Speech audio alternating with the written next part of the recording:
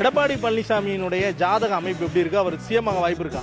தயவு முடிவதற்குள் உரிய பதில் அளிக்கப்படும். कोई तक को नहीं छोड़ा, कोर्ट को भी उन्होंने बदनाम किया. வெல்கம் டு பாலிடிக்ஸ் பேசுறாங்க.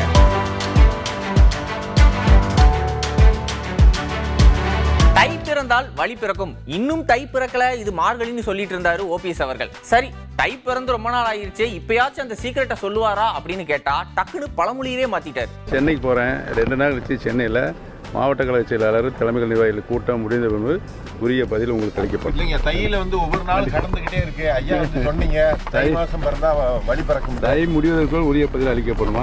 என்டிஏ கூட்டணிக்கு போறது எங்களுக்கு பிடிக்கவே இல்லை, நமக்கு இது ஆபத்துல முடியும் அப்படின்னு டிடிவி தினகரன் கிட்ட சொன்னோம். இருந்தும் அவர் கேட்காம அங்க போய் கூட்டணி வச்சுட்டாரு. இதனால திமுக இணைஞ்சிருக்காரு எஸ்வி மாணிக்கராஜா.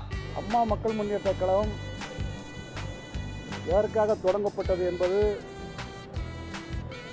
உங்கள் அனைவருக்கும் தெரிந்த விஷயம். எங்களது தலைமை மறுபடியும் 8 ஆண்டு காலங்கள் கஷ்டப்பட்டு வளர்த்த அம்மா மக்கள் முன்னேற்ற கழகத்தை மறுபடியும் பழைய நிலைக்கு ஆதரித்து செல்கின்ற பொழுது தொண்டர்கள், அங்கே நிர்வாகிகள் அத்தனை பேரும் எதிர்ப்புகளை சொல்லியும் என்னை போன்ற அரசியலுக்கு அப்பாற்பட்டு அம்மா மக்கள் முன்னேற்ற கழக பொதுச் செயலாளர் 20 ஆண்டு காலம் என்னுடைய நண்பர், அந்த முறையிலும் நாங்கள் பல முறை எடுத்து சொல்லியும் எதற்கு இந்த கட்சி அம்மா மக்கள் முன்னேற்ற கழகம் ஆரம்பிக்கப்பட்டதோ அதற்கு ஒரு 8 ஆண்டு காலம் அர்த்தமே இல்லாமல் திருப்பியும் போய் நம் தலைமை முடிவெடுத்த காரணத்தினால் மன வருத்தத்துடனும் பல முறை நாங்கள் எடுத்து சொல்லியும் நண்பர் என்ற முறையிலும் காரணத்தால் எங்கள் தொண்டருடைய விருப்பப்படி, எங்களுடைய மாவட்ட செயலாளர் விருப்பப்படி நல்லாட்சி கொடுக்கின்ற மதிப்பிற்கும் மரியாதைக்கும் உரிய நமது முதலமைச்சர் முன்னிலையிலே நாங்கள் சேர்ந்து கழகத்தில் பணியாற்ற வேண்டும் என்று இணைந்திருக்கிறோம். விழுப்புரம் மாவட்டம் செஞ்சியில தேமுதிக மாநில இளைஞரணி செயலாளர் விஜய் பிரபாகரனுக்கு பயங்கர உற்சாகமான வரவேற்பு கொடுத்திருக்காங்க. அங்க கூட்டத்துல பேசினவரு, முரசு சின்னத்துல ஜெயிச்சு ஒரு தேமுதிக காரங்க கோட்டைக்குள்ள போனா நிச்சயம் மக்கள் பிரச்சனையை தீர்க்க முடியும் அப்படின்னு சொல்லியிருக்காரு. அப்படின்னா எந்த கட்சி கூட கூட்டணியா இருந்தாலும் அந்த கட்சி சின்னத்தை விட தங்களுடைய கட்சி சின்னத்துல போட்டியிடுறதான் விருப்பம் அப்படின்னு டைரக்டா இன்டைரக்டா சொல்லியிருக்காரு. நீங்க திமுக ஆதரிக்கலாம், அதிமுக ஆதரிக்கலாம், எந்த கட்சி வேணா நீங்க ஆதரிக்கலாம். இதே லண்டன் காலேஜ் நீ கேப்டன் வலியுறுத்தார். அதே மாதிரி பக்கத்துல ரிஷி வந்தயம் அன்னைக்கு மணலூர் பேட்டை பிரிட்ஜும் கேப்டன் எம்எல்ஏ நிறைவேற்றலாம். ஏன் நான் சொல்றேன்னா, இன்னைக்கு தேர்தல் அப்படின்னாலே கொள்கைக்கு பிறகு இன்னைக்கு யார் இன்னைக்கு எம்எல்ஏ ஆகணும், அன்னைக்கு கோட்டைக்குள்ள போகணும் அப்படின்ற ஒரு மிகப்பெரிய ஒரு விஷயம் இருக்கு. இன்னைக்கு முரசு சின்னத்தை ஜெயிச்சு ஒரு தேமுதிக காரர் இன்னைக்கு கோட்டைக்குள்ள போனா நிச்சயம் மக்கள் பிரச்சனை தீர்க்க முடியும். எடப்பாடி பழனிசாமி திரும்ப முதலமைச்சரா வருவாரா, அவர் ஜாதகத்துல என்ன சொல்லுது, எப்படி இருக்குன்னு கேட்ட கேள்விக்கு பதில் சொல்லியிருக்காரு பாஜக ஆன்மீக பிரிவு மாநில தலைவர் செல்வி. எடப்பாடி பழனிசாமியினுடைய ஜாதக அமைப்பு எப்படி இருக்கு? அவர் சிஎமாக வாய்ப்பு இருக்கா? இல்லை, அதாவது ஜாதகத்தை பற்றி தனியாக உங்கள் நிகழ்ச்சியில் நான் ரெகுலராக பேசுவேன், அதை பற்றி கவலைப்படும். அரசியல் மாநாடு மோடிஜி தலைமையில் நடைபெறக்கூடிய இந்த முதல் மாநாடு வரக்கூடிய தேர்தலில் மாபெரும் வெற்றி அடைய வேண்டும் என்றுதான் எங்களுடைய எல்லாருடைய எதிர்பார்ப்பும். நானும் பாரதிய ஜனதா கட்சியில் ஒரு பிரிவில் தலைவராக இருந்தாலும் பாரதிய ஜனதா கட்சியை பொறுத்தவரைக்கும் அனைவரும் தொண்டர்கள் தான். எனவே எங்களுடைய எல்லா எதிர்பார்ப்பும் இன்று ஆரம்பிக்கக்கூடிய அந்த மதுராந்தகம் என்பது ஒரு புனித கோயில் இருக்கக்கூடிய ஒரு இடம். ஏரி காத்த ராமரிலிருந்து ஆதிபராசக்தி பீடம் இருக்கக்கூடிய இடமெல்லாம் இருக்கிறது. ஸோ சக்தியும் அருளும் ராமருடைய அனுகிரகமும் பெரிய வெற்றிகளை எதிர்காலத்தில் நாங்கள் கொண்டு செல்வோம். திடீர்னு பூந்தமல்லி பஸ் ஸ்டாண்ட்ல பஸ் டிரைவர்களுக்கெல்லாம் ஒரு கன்ஃபியூஷன். என்னடா கண்டக்டர் ஒரு விசில் அடிக்காம குக்கர் மாதிரி விசில் அடிச்சுக்கிட்டே இருக்காரு, அதுவும் நிறைய விசில் சத்தம் கேட்குதே, இப்ப பஸ் எடுக்கிறதா நிறுத்துறதா அப்படின்னு குழம்பி போய் இருந்திருக்காங்க. திரும்பி பார்த்தா தாவேகா கட்சிக்காரங்க எல்லாருமே விசில் அடிச்சுக்கிட்டு மக்களுக்கெல்லாம் இனிப்பு கொடுத்துட்டு விசிலையும் எல்லாத்துக்கும் ஃப்ரீயா கொடுத்துட்டு கொண்டாடிட்டு இருந்திருக்காங்க. அதாவது என்னன்னா, நேத்து விஜய் அவர்களுடைய தாவேகா கட்சிக்கு விசில் சின்னம் தேர்தல் ஆணையத்தால ஒதுக்கப்பட்டிருக்கு. அந்த விஷயத்தை எல்லாரும் கொண்டாடி தீர்த்திருக்காங்க. என்ன மக்கள் எல்லாரும் இன்னொரு கொஸ்டினும் கேட்கறாங்க, என்னன்னா அந்த விசில் சின்னதுக்கு எல்லாத்துக்குமே இலவசமா விசில் கொடுத்துருக்காங்களே, அதே மாதிரி கார் சின்னம் கொடுத்துருந்தா ஒருவேளை கார் ஃப்ரீயா கொடுத்துருப்பாங்களோ அப்படின்னு கேட்கறாங்க. நான் கேட்கல, வெளியே பேசிக்கிறாங்க.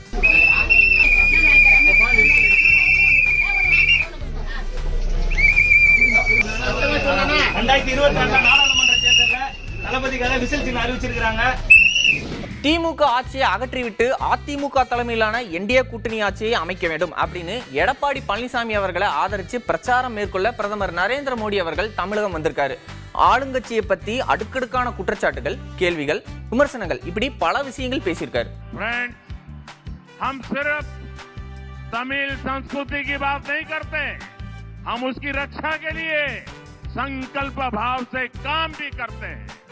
अभी कुछ दिनों पहले जब भगवान मुरुगन के दीप को लेकर एक विवाद खड़ा किया गया तो हमारे नेताओं ने भक्तों के अधिकारों के लिए आवाज उठाने का काम किया, लेकिन डीएमके और इनके साथियों ने वोट बैंक को खुश करने के लिए कोई तक को नहीं छोड़ा, कोर्ट को भी उन्होंने बदनाम किया.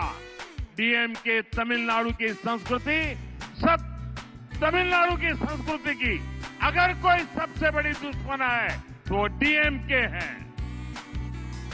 நண்பர்களே, நாங்கள் தமிழ் கலாச்சாரம் பற்றி வெறும் வாய்ப்பந்தல் போடுபவர்கள் இல்லை. நாங்கள் அதனை பாதுகாக்க உறுதிப்பாட்டோடு பணிகளையும் ஆற்றி வருகின்றோம். சில நாட்கள் முன்புதான் நமது முருகப் பெருமானுக்கு விளக்கு போடுவது,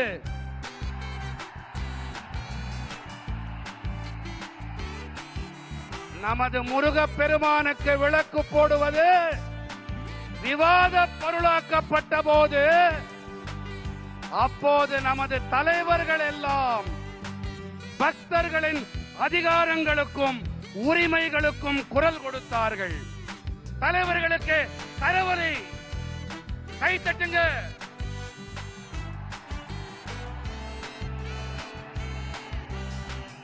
ஆனால் நண்பர்களே, திமுகவும் அவர்களுடைய கூட்டாளிகளும் தங்களுடைய வாக்கு வங்கியை குஷிப்படுத்த நீதிமன்றங்களையும் கூட விட்டு வைக்கவில்லை, அவர்களையும் அவமானம் படுத்தினார்கள். தமிழர்கள் தமிழ்நாட்டின் கலாச்சாரத்தின் எதிரி திமுக. சட்டப்பேரவையில என்னென்னமோ பேசுறீங்களே, இன்னைக்கு பிரதமர் மோடி கூட பொதுக்கூட்டம் நடக்குது, அங்க இத பத்தி அவர்கிட்ட பேசுங்க அப்படின்னு எதிர்க்கட்சி தலைவர் எடப்பாடி பழனிசாமிக்கு கோரிக்கை வச்சிருக்காரு தமிழக முதல்வர் மு க ஸ்டாலின் அவர்கள். கூட்டாட்சி தத்துவத்திற்கு சவால் விடுகிற ஏழை எளிய பிற்படுத்தப்பட்ட விளிம்பு நிலையில் இருக்கக்கூடிய மக்களுடைய சமூக பாதுகாப்பு தகர்ந்திட கொண்டு வரப்பட்டுள்ள ஒன்றிய அரசினுடைய இப்புதிய திட்ட நடவடிக்கைக்கு எதிராக இந்த அரசால் முன்வைக்கப்பட்ட அரசியல் தனி தீர்மானத்தின் மீது மாண்புமிகு உறுப்பினர்கள் திரு ஆர் ஈஸ்வரன் அவர்கள், முனைவர் ஜபருல்லா அவர்கள், திரு கு சின்னப்பா அவர்கள், திரு கே மாரிமுத்து அவர்கள், திரு மா சின்னதுரை அவர்கள், திரு மு பாபு அவர்கள், திரு ஜி கே மணி அவர்கள், திரு கு செல்வ பெருந்தகை அவர்கள், மாண்புமிகு எதிர்க்கட்சியினுடைய துணைத் தலைவர் ஆகியோர் தன்னுடைய கருத்துக்களை தெரிவித்திருக்கிறார்கள். அதற்காக முதலில் அவர்களுக்கெல்லாம் என்னுடைய நன்றியை தெரிவித்துக் கொள்ள விரும்புகிறேன். ஆனால் இன்றைக்கு எதிர்க்கட்சி தலைவர் அவர்கள் பிரதமர் அவர்கள் வருகிற காரணத்தால் அவரை சந்திக்க சென்றிருக்கிறார். இதே கருத்தை அவர் சந்திக்கிற போது எடுத்து சொல்வார் என்ற நம்பிக்கை, எப்படி எதிர்க்கட்சி துணைத் தலைவர்கள் இந்த தீர்மானத்தின் மீது எடுத்து வைத்த கருத்துக்களை அதையே அடிப்படையாக வைத்து நிச்சயமாக வழிமுடிந்து பேசுவார் என்று நான் எதிர்பார்க்கிறேன். நான் மட்டுமல்ல, இங்கு இருக்கக்கூடிய நீங்களும் எதிர்பார்த்து காத்திருக்கிறீர்கள். தமிழ்நாட்டு மக்களும் காத்துக் கொண்டிருக்கிறார்கள். எனவே எதிர்க்கட்சி துணைத் தலைவர் பேசுகையில் ஏதோ ஒரு தோற்றத்தை உருவாக்கக்கூடிய வகையில் இந்த தீர்மானம் இங்கு கொண்டு வரப்பட்டிருக்கிறது என்ற ஒரு செய்தியை இங்கே எடுத்து சொல்லி பதிவு செய்திருக்கிறார்.